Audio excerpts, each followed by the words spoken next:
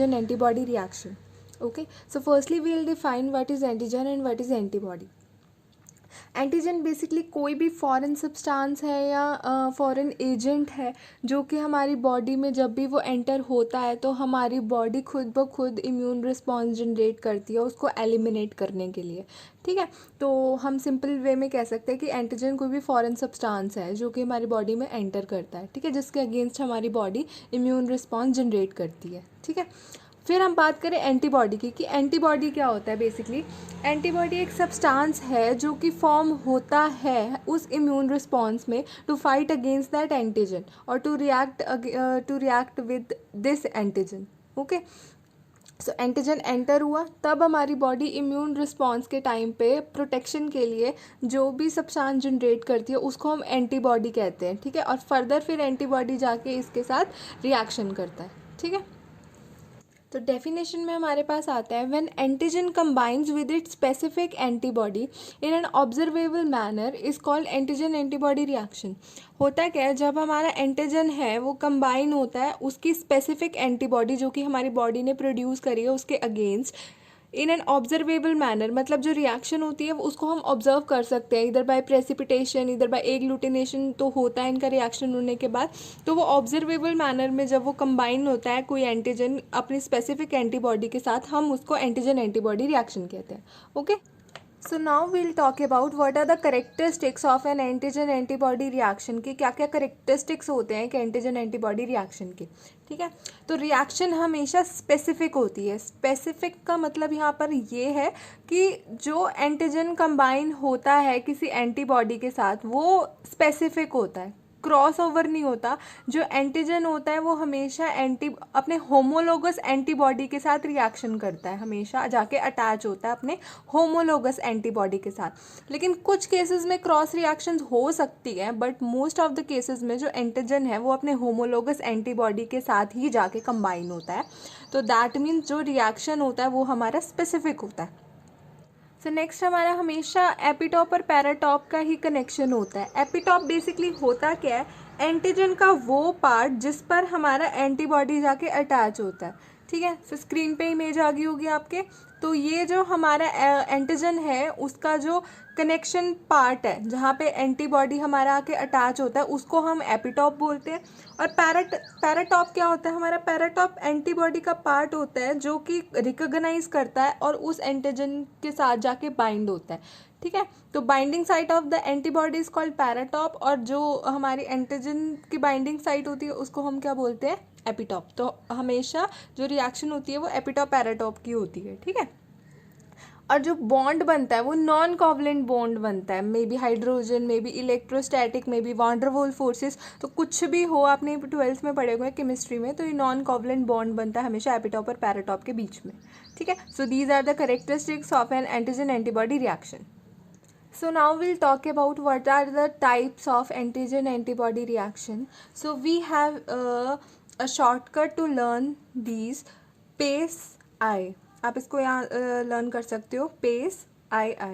Okay, P for precipitation reaction, A agglutination reaction, C complement fixation test, E ELISA enzyme linked immunosorbent assay, I immunofluorescence and I immunochromatography. So this is the mantra or you can say mnemonics to learn the various antigen antibody reaction.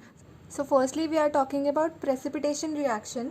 नाम से ही पता लग रहा है precipitation reaction मतलब formation of N precipitate होगा इसमें. ठीक है, होता क्या है इस रिएक्शन में, ये रिएक्शन हमारा बेस्ड होता है एंटीजन और एंटीबॉडी पे. ठीक है, they are based on 2 soluble reactants. मतलब हमारे पास 2 सॉल्यूबल रिएक्टेंट्स होने चाहिए. मतलब एंटीजन भी हमारा सॉल्यूबल होना चाहिए और एंटीबॉडी भी हमारे पास सॉल्यूबल होना चाहिए. ठीक है, that come together to form one insoluble product that is a precipitate. मतलब 2 सॉल्यूबल रिएक्टेंट्स इकट्ठे रिएक्ट हो रहे हैं. ठीक है, और वो मिलके एक वन इनसॉल्यूबल प्रोडक्ट बना रहे हैं. मतलब वो सॉल्यूबल नहीं है वो प्रोडक्ट, वो बना रहे हैं जिसको हम प्रेसिपिटेट कहते हैं. ठीक है, और वो प्रेसिपिटेट हमारा क्या होता है, इनसॉल्यूबल है. तो दैट मीन्स जिस भी टेस्ट ट्यूब वगैरह किसी भी कंटेनर में आप एंटीजन एंटीबॉडी रिएक्शन करवाओगे, जब वो एक इनसॉल्युबल प्रोडक्ट बनाएगा तो वो तो हमारा वहीं पर रह जाएगा, हम उसे ऑब्जर्व कर सकते हैं ना, हमें विजिबल होगी वो चीज़,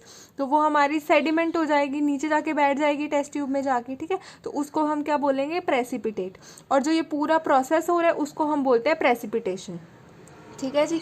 तो मतलब क्या है, एंटीजन एंटीबॉडी कंबाइन कर रहे हैं, रिएक्ट कर रहे हैं in the presence of electrolytes and optimal temperature और पीएच। जब हम उसको प्रोवाइड कर रहे हैं तो वो क्या है, वो कंबाइन होके प्रेसिपिटेट फॉर्म कर रहा है। वो प्रेसिपिटेट हमारा जाके कहाँ, जो भी हमारे पास टेस्ट ट्यूब होती है या जो भी कंटेनर है उसके बॉटम में जाके वो सेटल डाउन हो जाता है, वो हमारा जो प्रेसिपिटेट फॉर्म हुआ है, ठीक है। एक हमारे पास टर्म आती है यहाँ पे, दैट इज फ्लॉक्यूलेशन।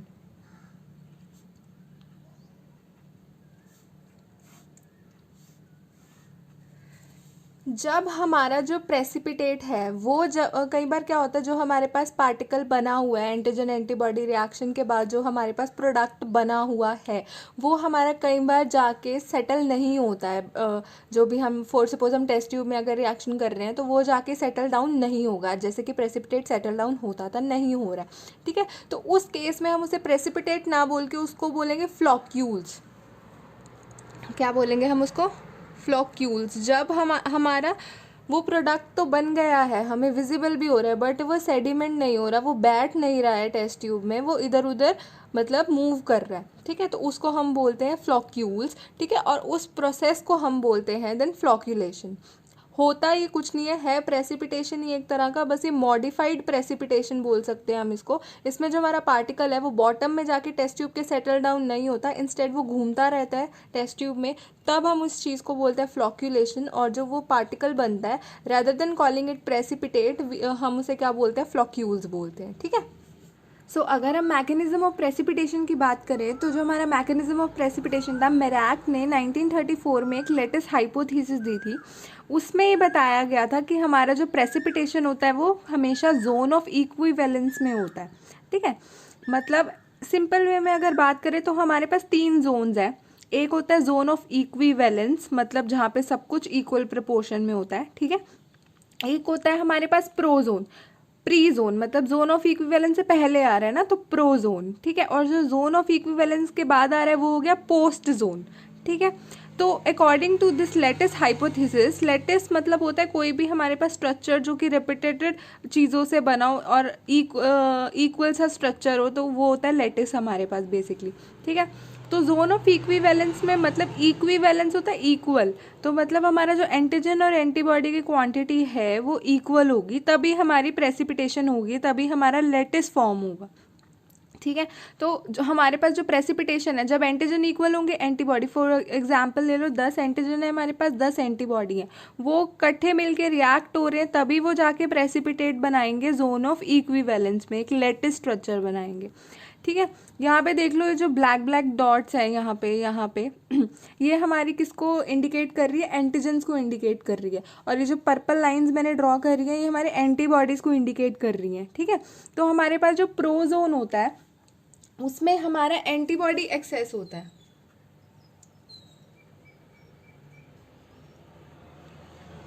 ओके।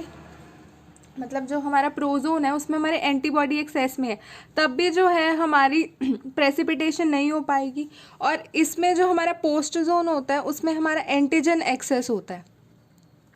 देख रहे हो हमारे पास जो एंटीजन है वो एक्सेस में, हमारे पास एंटीबॉडीज़ कम है, ठीक है। तो ये है हमारे पास मैकेनिज्म ऑफ प्रेसिपिटेशन की। प्रेसिपिटेशन हमारी कब ही होगी, जब हमारे पास जोन ऑफ इक्विवेलेंस होगा, ठीक है, कि एंटीजन भी इक्वल होंगे और एंटीबॉडी भी इक्वल होंगे, तभी हमारी प्रेसिपिटेशन होगी। प्रोजोन में भी नहीं हो पाएगी और पोस्ट जोन में भी नहीं हो पाएगी। अगर हमारे पास एंटीबॉडी एंटीजन अनइक्वल प्रपोर्शन में होंगे तब नहीं हो पाएगी। एंटीजन और एंटीबॉडी इक्वल होंगे तो जोन ऑफ इक्विवेलेंस में हमारी प्रेसिपिटेशन हो जाएगी, एक वो लेटेस्ट फॉर्म कर लेंगे, ठीक है। फिर हमारे पास एक वर्ड आता है, वो होता है प्रोजोन फिनोमिनन।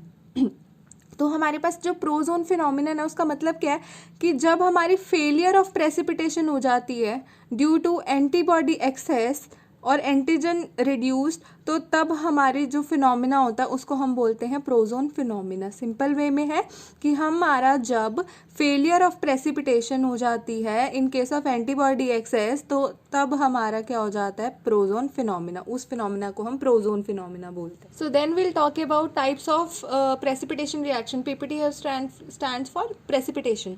तो हमारे पास 3 तरह के होते हैं प्रेसिपिटेशन रिएक्शन। एक होता है रिंग टेस्ट, फ्लॉक्यूलेशन टेस्ट और इम्यूनो डिफ्यूजन टेस्ट।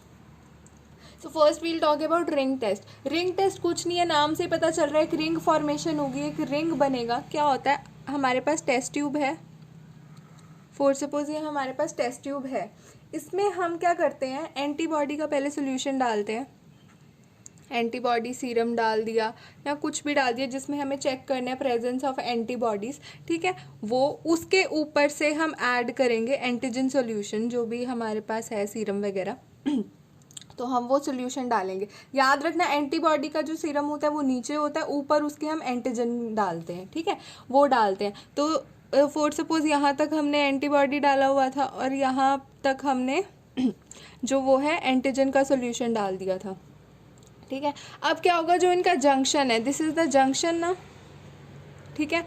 इनक्यूबेशन करने के बाद इसको, जो इनका जंक्शन है, यहाँ पे हमें फ्लॉक्यूल्स दिखेंगे। फ्लॉक्यूल्स हमने पीछे बात करी थी कि जो प्रेसिपिटेट हमारे, मतलब जो हमारे पास प्रोडक्ट बनता है एंटीजन एंटीबॉडी रिएक्शन का, अगर वो सेडिमेंट नहीं होता है तब हम उसको फ्लॉक्यूल्स बोलते हैं।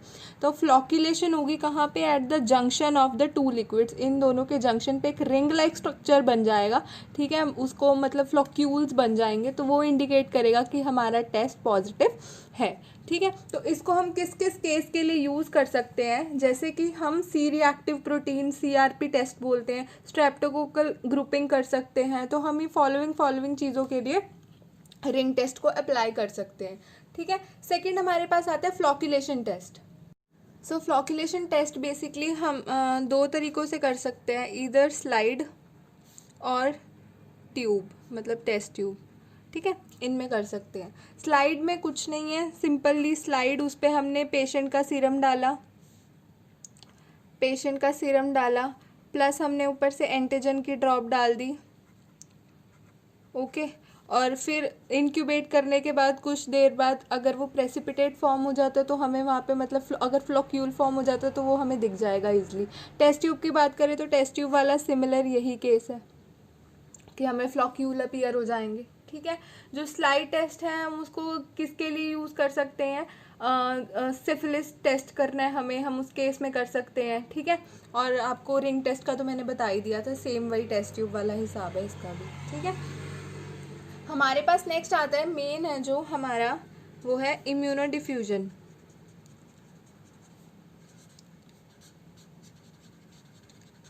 Immuno diffusion test. जो इम्यूनो डिफ्यूजन टेस्ट है, इसके अंदर फर्दर हमारे 3 टेस्ट आते हैं। One is radial immuno diffusion,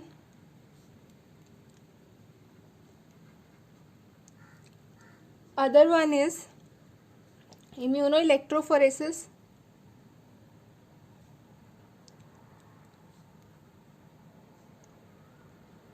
and next one is electroimmunodiffusion.